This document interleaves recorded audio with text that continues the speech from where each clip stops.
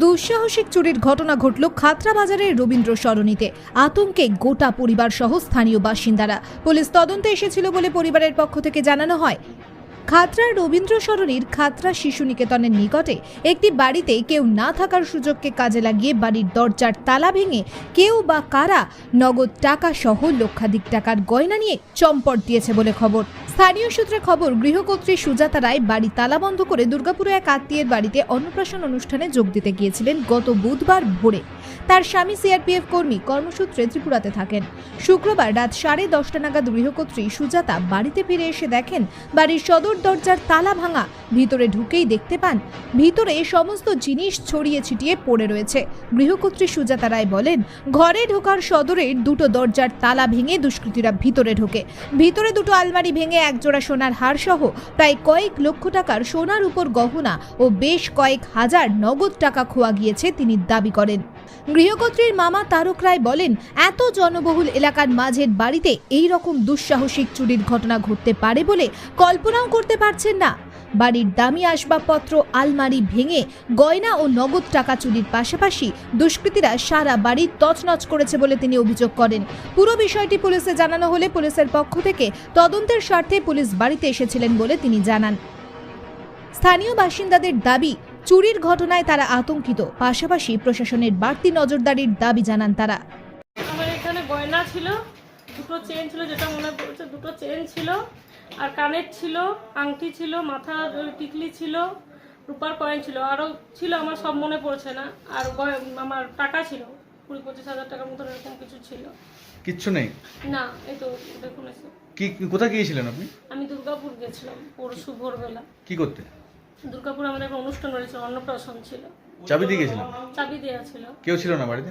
না। খবর পেলেন কি করে? আমি এসে পুতুল বাসটা এলাম, এসে নিয়ে দেখছি যে তালাটা নামানো আছে, দিয়ে গেটটাও খোলা। গেটটা মানে এমনি ভেজানো ছিল, আর ওই আরেকটা গেট ইয়েটা চাবিটা ভেঙেছে, আর একটা গেটটা ভেঙেছে, গেটের লকটা আর কি।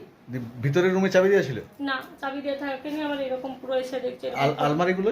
আলমারি, এই আলমারিটা চাবি দেওয়া ছিল, আর ওই আলমারিটার চাবিটা ঘরে ছিল, ওইটা খুলেছে। আর এই আলমারিটার চাবিটা আমার কাছে ছিল। পুলিশ এসেছিল? হ্যাঁ। পুলিশ এসে কি বললো? জানি না, আমার হাজবেন্ডের সাথে কথা হলো, আমার সাথে কথা কিছু হয় না, ফোনে কথা হয়েছে আমার হাজবেন্ডের সাথে। আর হাজবেন্ড কোথায় আছেন? ত্রিপুরাতে আছে। উনি কি করেন পেশায়? সিআরপিএফ। আপনার নাম? সুজাতা রায়। এটা হচ্ছে আমার ভাগ্নির বাড়ি। আমি খবর পেয়ে এক্ষুনি এলাম। তো ভাগ্নি গত বুধবার দিন আপনার ভোরবেলা গেছিলো দুর্গাপুর, একটা অন্নপ্রাশন ছিল, সেখানে গিয়ে ওরা আসতে দেয়নি, তার জন্য দুটো রাত ওখানেও ছিল। আজকে এসে সন্ধ্যাবেলা দেখছে মেন গেটে পুরো তালা ভাঙা, ভিতরে ঢুকে দেখছে সমস্ত কিছু জিনিসপত্র তছনছ। ডিমান্ড খাটছিল সেটা পর্যন্ত ভেঙে একদম টুকরো টুকরো করে দেখেছে কোথায় কি আছে। ফ্রিজ ভেঙেছে, বাচ্চাদের যে লেখাপড়ার টেবিল ছিল টেবিল পর্যন্ত সব তছনছ করে দেখেছে। কিছু সোনাদানা ছিল এবং কিছু নগদ টাকা ছিল, যা ছিল সব কিছু নিয়ে চলে গেছে। পুরো ঘর একদম মানে যাচ্ছাতে অবস্থা। এরকম একটা পাড়ার মধ্যে এত জনবহুল এলাকায় এইভাবে যে দুঃসাহসিকভাবে চুরি করতে পারবে, সেটা স্বপ্ন আমরা কল্পনা করতে কোনোদিন পারি নাই। কি নাম আপনার? আমার নাম হচ্ছে তারক রায়। আপনার ভাগ্নি? আমি হাটতলা রাজাপাড়ায় থাকি। আপনার ভাগ্নির নাম? আমার ভাগ্নির নাম হচ্ছে পাপিয়া রায়, ভালো নাম সুজাতা। জামাই নাম? হাজব্যান্ডের নাম হচ্ছে উজ্জ্বল রায়। উনি কি করেন পেশায়? ও সিআরপিএফে চাকরি করে। ও আসছে কালকে সকালে নামবে। আপনার ভাগ্নি পেশায়? হ্যাঁ, আপনার ভাগ্নি কি করেন পেশায়? আমার ভাগ্নি পেশায় গৃহবধূ। অন্য কিছু না। গৃহবধূ। আতঙ্ক তো প্রচুর আছে, এটাতে ভেবে পাচ্ছি যাতে জনবসতি এলাকায় যে এইভাবে ঘটনা ঘটে যাবে, এটা কল্পনার বাইরে তো আমাদের। এইভাবে কীভাবে ঘটনা ঘটতে পারে? এটা তো সেটা তো অবশ্যই থানা প্রশাসনকে আরও উদ্যোগ নিতে হবে, প্রশাসনকে আরও প্রশাসনকে টহলদারি বাড়াতে হবে। এগুলো প্রশাসনকে আরও কঠোর উদ্যোগ নিতে হবে প্রশাসনকে। কি নাম আপনার? আমার নাম সম্রাট মুখার্জি, বাড়ি? রবীন্দ্র সরণি। খাতড়া থেকে দেবনাথ মোদকের রিপোর্ট, TV5 বাঁকুড়া।